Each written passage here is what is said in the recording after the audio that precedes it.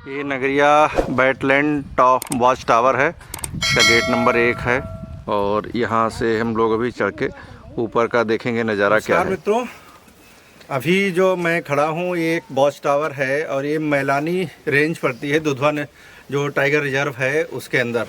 तो वहाँ पर एक नकटिया वेटलैंड है, यहाँ पर बहुत सारे पक्षी हैं, सारस तो है ही, इसके अलावा भी बहुत सारे पक्षी हैं। तो वो सारी चीज़ें देखने आए हैं। तो नए साल की शुरुआत जो है हम लोग कर रहे हैं इस ब्लॉक से, अपने क्षेत्र के हमारे गांव से बिल्कुल पास में है। आप मैलानी होते हुए यहाँ आ सकते हैं, बरेली से सीधे ट्रेन है मैलानी के लिए, वहाँ से आ सकते हैं, या बाई रोड आप आ सकते हैं खुटार के लिए। और खुटार से ये मुश्किल से 10 किलोमीटर की रेंज पे है और जंगल में अंदर। तो यहाँ पर ये वॉच टावर पे हम लोग अभी खड़े हैं। यहाँ से आप सभी को नव वर्ष 2025 की हार्दिक शुभकामनाएं। और यहाँ पर हम देखेंगे कि ये नकटिया वेटलैंड में कौन कौन से पक्षी हैं या यहाँ पर क्या है। तो यहाँ पर चारों तरफ जो देख रहे होंगे एक जंगल है, जो बाद का लगाया हुआ जंगल है और कुछ पुराना जंगल भी है। और इसके अंदर जितना इस साइड में हम बढ़ेंगे उतना जो जंगल है वो बढ़ता चला जाएगा, डीप होता चला जाएगा। तो अभी हम लोग चलेंगे नीचे और देखेंगे कि आगे इसमें क्या है, वेटलैंड में क्या है। यहाँ जहाँ पर मैं अभी बढ़ रहा हूँ सीधे सीधे, वहाँ पर पीछे से काफ़ी पक्षियों की आवाज़ें आ रही हैं, सारस, टिटहरी या और भी तमाम सारी चीज़ें। और यहाँ पर छोटी छोटी इसको रखवाली करने के लिए भी मुझे लग रहा है कि बहुत सारे लोग यहाँ खड़े हैं और कई बाइकें आगे हैं जो लोग यहाँ देखने आए हैं। तो पहला नए साल का पहला ये हमारा ब्लॉग है, जिसमें हम एक नए पक्षी विहार की तरफ आए हुए हैं और ये हमारे घर से बहुत पास में ही है। तो अगर जो भी मित्र आना चाहें तो मैं आप सभी को आमंत्रित करता हूं कि आप सारे लोग यहाँ पर आएँ। और अभी मैं आपको दिखाऊंगा कि इसका विस्तार जो है वेटलैंड का, मुझे लग रहा है कि कम से कम नहीं तो 50 और 100 एकड़ में होगा। बहुत दूर जहाँ तक हमारी नज़र जा रही है वहाँ तक ये पक्षी विहार हमें दिखाई दे रहा है। अभी हम आपको आगे से दिखाते हैं। मेरे पिताजी जो हैं आयुर्वेद के बड़े अच्छे ज्ञाता हैं, आयुर्वेद की सेवा में पूरा जीवन लगा दिया है। तो जिस तरीके से जंगल में हम लोग पक्षियों को और एनिमल्स को तलाशते हैं, वैसे ही जब भी इनको जंगल आने का अवसर मिलता है ये आयुर्वेदिक चीज़ें तलाशने लगते हैं। इनको हर पेड़ में, हर पौधे में, हर प्लांट में एक आयुर्वेदिक औषधि जो है वो दिखती है।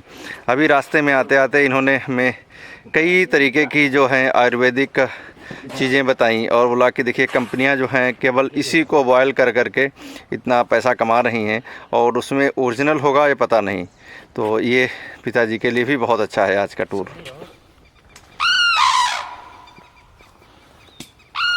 राज्य पक्षी जो है सारस यहाँ नगरिया वेटलैंड में किस प्रकार से विचरण कर रहा है, कितना सुंदर है इसको यहाँ देखना। ये तीन पक्षी हैं यहाँ पर अभी इस समय पे। मुझे सारस बहुत पसंद आता है हमेशा से, कुछ भी कहिए, सारस जितना सुंदर मुझे कोई पक्षी नहीं लगता है। यहाँ पर छोटे और बड़े पक्षियों की भरमार है पूरी तरीके से। ये सारस हैं और इनकी ही प्रजाति के कुछ और भी पक्षी हमें यहाँ पर दिखाई दे रहे हैं। देखिए इनकी आवाज़ देखिए कितनी सुंदर है। और यहाँ पर देखिए एक और ये मुझे दिखाई दे रहा है बैठा हुआ, चुपचाप बैठा है। अगर आप पीछे देख रहे हो तो यहाँ पर कई सारे पक्षी जो हैं वो बैठे हुए हैं। यहाँ पर 2 वयस्क सारस हैं और उसके साथ में तीसरा जिसकी जो मुंडी लाल नहीं है वो इनका बच्चा लग रहा है। और ये जो अभिभावक हैं ये दोनों अपने बच्चे को ये भोजन कैसे चुनना चाहिए, क्या करना चाहिए, उसकी ये ट्रेनिंग अपने साथियों को यहाँ पे बुला रहे हैं क्योंकि इनको लग रहा है कि इनको पर्याप्त मात्रा में भोजन मिल रहा है। अभी आवाज़ देखिए। केदारनाथ अग्रवाल की कविता याद आती है जब भी सारस को देखते हैं या सुनते हैं। सुन पड़ता है वनस्थली का हृदय चीरता सारस का स्वर टिटो टिटो। देखिए ये उनकी आवाज़ है सुंदर। जहाँ तक हमारी यहाँ नज़रें चली जा रही हैं वहाँ तक सिर्फ पक्षी ही पक्षी दिख रहे हैं।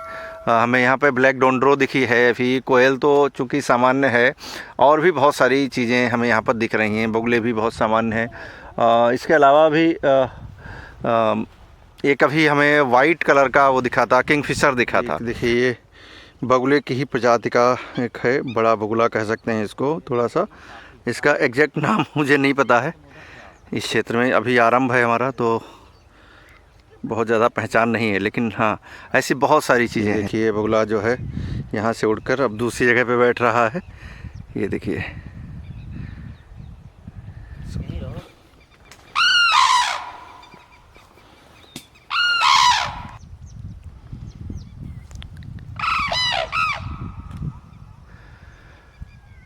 यहाँ पर अभी आपने देखे सारस बहुत सारे, और हमारे पीछे जो जंगल है और जंगल के पड़ोस में ही ये पूरा क्या कहते हैं, देखिए पीछे साइड में अगर आप देख सकते हो पूरा वेटलैंड है ये। सैकड़ों एकड़ में फैला हुआ है वेटलैंड है, और हमारे पीछे यहाँ पे सारस हैं, और सारस के अलावा भी जो हैं बहुत सारे पक्षी हैं यहाँ पर। तो यही सब चीज़ें हैं आज के ब्लॉग में हम इस देखेंगे, और साथ ही साथ अपने तमाम सारे मित्रों को आमंत्रित करना चाह रहे हैं जो पक्षी प्रेमी हैं और इन सारी जगहों पर जाना चाहते हैं। तो देखिएगा आकर यहाँ पर, मुझे तो लग रहा कम से कम 1000 से ऊपर वैरायटी की जो पक्षी हैं वो आपको यहाँ पर देखने को मिल सकते हैं। इस वेटलैंड का जो विस्तार है बहुत दूर दूर तक है, और यहाँ पर मुझे लग रहा है कि मछलियों का ठेका होता है, यहाँ पर ये सारे लोग मछली पकड़ने भी आए हुए हैं यहाँ पे। और यहाँ से अभी जो मछली पकड़ रहे हैं वो भी दिखाने की कोशिश करता हूँ।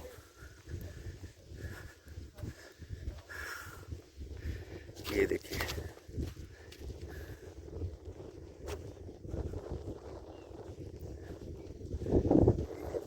नहीं भैया धन्यवाद, हम बीड़ी नहीं पीते हैं।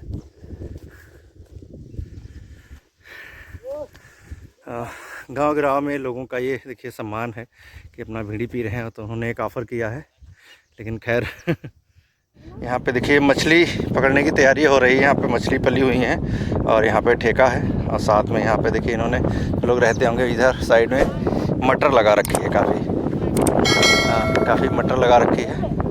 और सोया का साग है, मेथी का साग है, मिर्च है, ये देखिए मिर्च के हैं यहाँ पर, है ना। अलग अलग छोटे छोटे कुछ नेचुरल तालाब हैं, कुछ इन्होंने मछली पालने के लिए अलग से बनाए हुए हैं। तो ये लोग यहाँ पर अभी मछली पकड़ रहे हैं। ये जो मछली पालने के लिए या पकड़ने के लिए अभी जाल सुलझा रहे हैं परमेश्वर दीन जी हैं। और ये जो तालाब है यहाँ बता रहे हैं कि यहाँ पर इनका अपना तालाब है 14 एकड़ का, और बाकी इनके भाई लोगों का है जहाँ पर ये लोग मछली का व्यापार कर रहे हैं, मछली पालते हैं। 14 एकड़ का सर प्लाट है जी, 710 गाटा संख्या है। अच्छा अच्छा अच्छा, अरे कोई ऐसा वो नहीं है, मतलब कौन कौन सी मछली पालते हैं आप? यही पालते हैं, रोहू है, भाकुड़ है, नैनी है। अच्छा अच्छा, ग्लास है। अच्छा वेरी गुड। चाइना है। अच्छा एक चीज़ बताइए भैया, अगर हम लोग कुछ दोस्त यहाँ पर कैंप करने के लिए आना चाहें तो यहाँ रुक सकते हैं आप लोग सर रात में? अरे बिल्कुल, कोई खतरा तो नहीं है? अरे नहीं कोई, अरे हम लोग रहते हैं इसीलिए क्वार्टर बनवा रखे हैं। अच्छा नहीं, हमारा तो कैंप है तो हम लगा लेंगे अपना लाके, तो कोई दिक्कत तो नहीं है? कोई दिक्कत नहीं। तो देखिए ये दिलेरी होती है हमारे गांव गिराव के लोगों की, और यहाँ पर मैं सभी मित्रों को आमंत्रित करता हूँ अपने कि जो भी आना चाहें यहाँ पर आ सकता है, और आप मछली खाना चाहें तो आपके लिए ताज़ी बन जाएगी यहाँ पे, और बाकी जो है आराम से रह सकते हैं। ये जलकुंभी भी पड़ी है यहाँ पर, और उसकी सफाई भी यहाँ पर होती रहती है टाइम टाइम पे। मुझे लग रहा है कि ये देखो निकाल के यहाँ पे डाली गई है। इसके नीचे भी मछली है। ये बीच में एक क्रास बनाया गया है मेड़, जिसे चला जा सके हम लोग।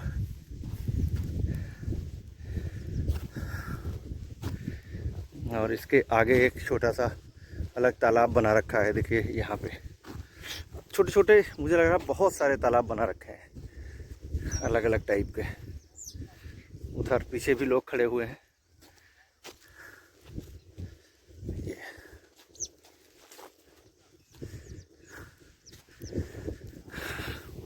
ये बहुत साफ तालाब है बिल्कुल, इसमें जलकुंभी वगैरह नहीं है। ये पूरा तालाबों के बीच में है पूरा। यहाँ कुछ सरकारी तालाब हैं, कुछ लोगों के व्यक्तिगत तालाब भी हैं पूरा यहाँ पे, जिनका बाकायदा उनका पट्टा है या सारी चीज़ें हैं, तो वो सारा कुछ भी है यहाँ पर। तो अभी ये मिले थे तो बोले भैया आप जब रुकना चाहें तो आइए।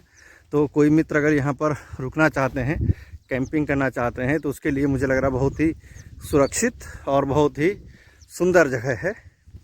जहाँ आप प्रकृति के बीच में जो है रुक सकते हैं। ये देखिए जो है ये दूसरा एरिया है इधर का। इस साइड से इन्होंने थोड़ा थोड़ा बंद कर रखा है कि जिससे पानी बना रहे और मछलियों का प्रवाह बहुत ज़्यादा ना हो। ये देखिए जो सूखा सूखा तालाब में सब कुछ दिख रहा है, ये एक्चुअली कमल है, कमल की खेती है। अब इसको यहाँ से साफ़ किया जाएगा और साफ़ करने के बाद में दोबारा से यहाँ पर कमल खिलाए जाएंगे, ठीक है। और यहाँ से देखिए ये सामने ये भी सारा पूरा कमल है। इसके अलावा पीछे साइड में जितना भी हज़ारों से पक्षी उड़ते हुए दिख रहे हैं वो सब ये देखिए पीछे साइड में जितने भी पक्षी दिख रहे हैं ये सब कमल की खेती हो रही है। और यहाँ कमल के फूल और कमल के 200 रुपये सैकड़ा और कमल के बीज भी बिक रहे हैं यहाँ पर। और जो उसकी जड़ें होती हैं भसीड़ा वो भी बिक रहा है यहाँ पर। तो पूरा एक प्रकार से ये कमर्शियल खेती भी ये लोग कर रहे हैं सारा यहाँ पर। तो जिस समय ये कमल खिला होगा उस समय आना बहुत अच्छा लगेगा। होली बाद यहाँ पर आने का किसी का प्लान है तो ये हमारे पीछे जितना कम से कम नहीं तो 50 एकड़ का जो एरिया है वो पूरा कमल से एकदम खिला हुआ दिखेगा। तो होली के बाद यानी फागुन महीने में, फागुन या फागुन के बाद में अगर कोई आता है तो यहाँ पर सारा कमल से ही पूरा लसा मिलेगा। यहाँ पे कमल मिलेगा, कमल के गट्टे मिलेंगे और क्या कहते हैं उसकी जड़ों में जो भसीड़े होते हैं वो मिलेंगे, उसके बीज मिलेंगे। और सबसे सुंदर बात है कि अगर आपको इतनी बड़ी संख्या में कमल खिला हुआ देखना है, कमल की खेती होते हुए देखना है तो यहाँ पर एक बार अवश्य आना चाहिए। आप शाहजहाँपुर से खुटार आ सकते हैं, खुटार वाली रोड पर 5 किलोमीटर है। आप बरेली से सीधे खुटार आ सकते हैं पीलीभीत होकर, तब भी आप यहाँ पर आ जाएंगे। आप लखनऊ से मैलानी आ सकते हैं ट्रेन से, तो ट्रेन से मैलानी से आप यहाँ आ सकते हैं। आप बरेली से खुटार से रामऊ होते हुए मैलानी आ सकते हैं ट्रेन से, तब भी आपको यहाँ पर मिलेगा। तो यहाँ पर आने की बहुत सारी जगहें हैं, तरीके हैं, बहुत सारे रास्ते हैं। बहुत अच्छी लगी है यहाँ पर जो चीज़ें हैं सब को बहुत अच्छी लगी हैं। और हम लोग यहाँ वापस आएंगे। आज के ब्लॉग में बस इतना ही, ठीक है। और सब को बहुत सारी बर्ड्स भी दिख रही हैं अलग अलग टाइप की, ठीक है। तो ये सब चीज़ें हैं। तो आज के नए साल की शुरुआत इस ब्लॉग के साथ, और सभी मित्रों को एक बार फिर से नव वर्ष 2025 की हार्दिक शुभकामनाएं। नया साल हम सबके जीवन में नई उमंगें, सकारात्मक ऊर्जा लेकर आए, मेहनत करने का जज्बा हमारे अंदर बढ़ाए। और इस चैनल में हम लगातार कुछ ना कुछ एक्सप्लोर करते रहें, खोजते रहें। तो इस बार हमारा पूरा प्लान है कि कम से कम इस साल में महीने में 2 पक्षी विहार या 2 जगह ऐसी ज़रूर खोजेंगे जो थोड़ा अच्छा है, लोगों को जहाँ पर जाना चाहिए, आना चाहिए। तो तब तक के लिए फिर मिलेंगे किसी अगले ब्लॉग में। नमस्कार। और फिर वही रिक्वेस्ट है कि चैनल को सब्सक्राइब करिए, लाइक करिए और शेयर करिए।